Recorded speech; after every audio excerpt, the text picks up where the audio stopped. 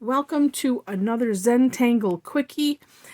My name is Heather Hartwick Gladden. I'm a Certified Zentangle Teacher, and today we're going to take a look at the tangle Pach by Judy Okawa. Now, this is a really neat tangle, and I'll mention it now, and I will, when I have the video done, I will do my best to remember to put a link to it in the description of this tangle, because this one starts off similarly to a tangle by the people at Zentangle called Zenith, and they both start out the same way, so it's just kind of neat. Actually, maybe I'll make a playlist that has similar tangles, just because it's interesting. So this one starts off, this is, if I didn't mention it, it's a line tangle or a border tangle, and it starts off with a series of curved lines, kind of in succession, almost like drawing waves, but waves that are straight up. Now this one, I have found that it's helpful to kind of have them deep, but it's something that you can play with. And if you know, the first time you're trying to tangle, don't worry about it being perfect. Actually, there's no such thing as perfect, and no such thing as mistakes in Zentangle anyway. But so that's why I'm just sharing. I found that it's helpful just to have them be a little bit deeper. And then, so you have them going one direction. Now, we're going to do the same thing the other direction, and you can, if you want to, do it, it will be a curved line upside down, but if you're more comfortable, like I'm going to do, is because I like to have my kind of curves being, feeling the same way, and feeling the same way in my hand. And so this one, we're going to, same thing again, but we're going from middle to middle to middle, and also watching, because I sort of want to touch these, but they might still be a little bit too shallow. So I'm going to get close at least to touching. But I want the curve to be kind of nice, so I'm not going to worry about it too much, because I know I can go back afterwards and, add that line in. And I do like to do this where I kind of start with full pattern and then, finish the little ends off if I have little partials. Okay, so, and that looks kind of cute in and of itself. It kind of looks like, like tulips or something. All right, so when you're at this step, then we're just going to draw some straight lines. And let me start right here in the middle. So where these come together, where the curved lines come together. So in this, we'll just call this a little valley here.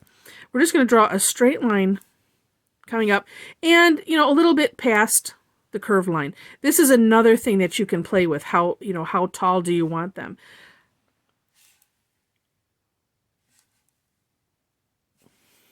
And I'm going to finish that one in there. And this is where you can just kind of finish those little straight lines and have them go to the end of the curved line. And actually, I was joking, I was doing this earlier. I'm like, oh, you could take this and you could make little flowers, and that would just be adorable. So anyway, yeah, my little aside. And then same thing here, straight lines. And this I decided to hold the tile on its side for whatever reason. But actually that feels kind of comfortable. All right, so now that you have this, we're going to essentially rinse and repeat those first two steps. But we're going to go from, and I'm going to call these spikes, we're going to go from spike to spike to spike. Now, before I do that, just a couple course correction items, if need be. So if you feel like maybe you have them, maybe if these spikes are a little uneven, or they're a little too, I think short is easier to fix, then you can always adjust that as you go. What I like to do with these is, so I'm gonna start a little bit down. I'm gonna trace over. Let's see, which way was my hand feeling like it's gonna be comfortable doing this.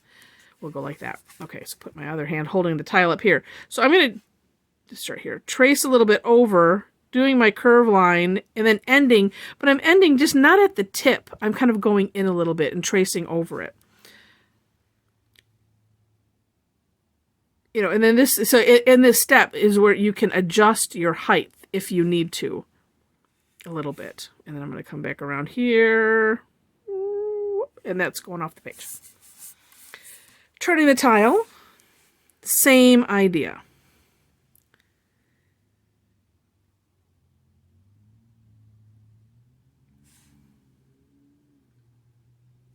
And like I said, this is, where you can kind of adjust, especially as you kind of, well, yes, if you looked at the static picture, you see the end result. So knowing that end result, then you can kind of play with it. You can play with how wide do you want these.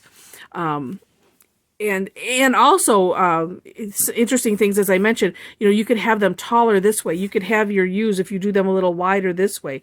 And you can play with that and have some fun and see what, different combinations you could come up with. Or, if you have something in mind that how you want it to look, then, you can have fun with that.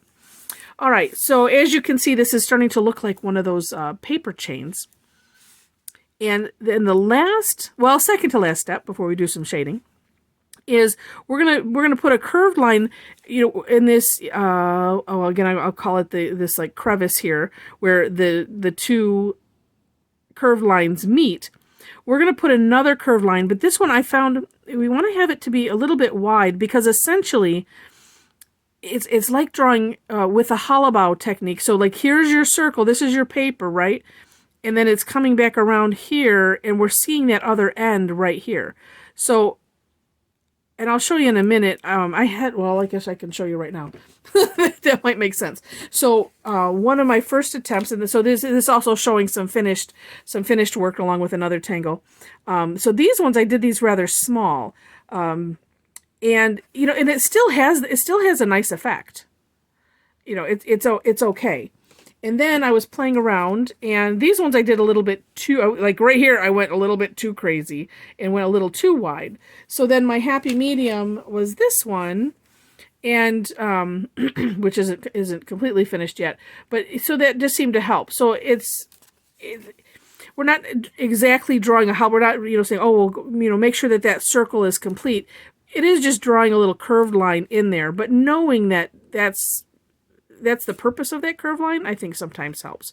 So again, however you end up drawing it, it usually ends up okay, but having it just be a little bit wider seems like that is helpful. Just not too wide. You'll find your happy medium after doing it.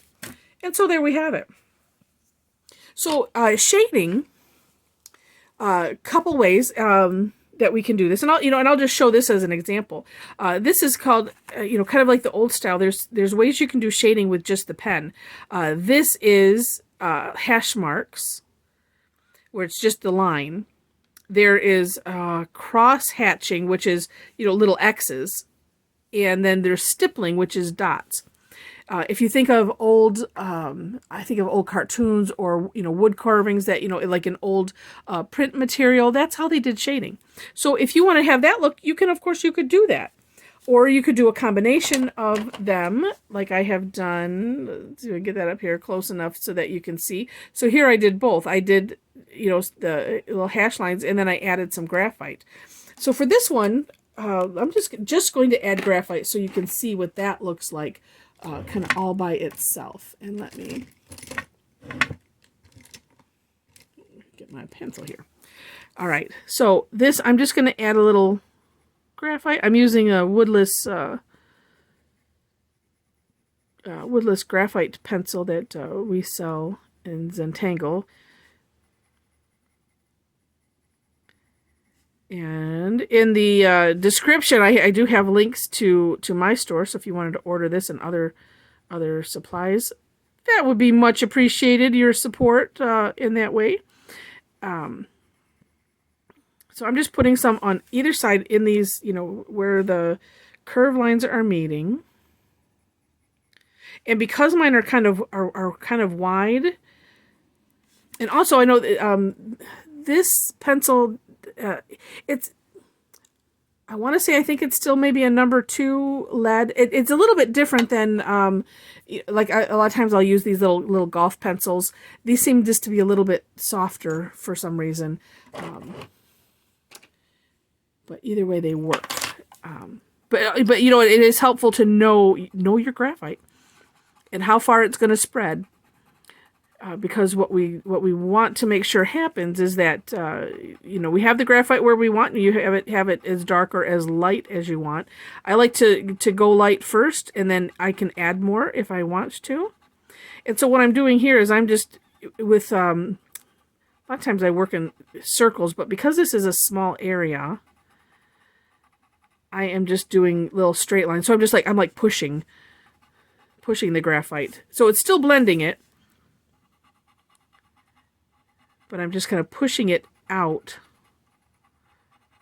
just because I don't want it to go into those other areas. I want it to stay right here in those little rings. And make sure I get all of them.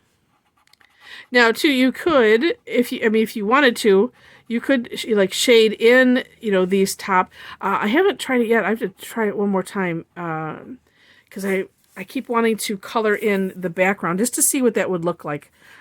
So, the inside, and maybe make that darker.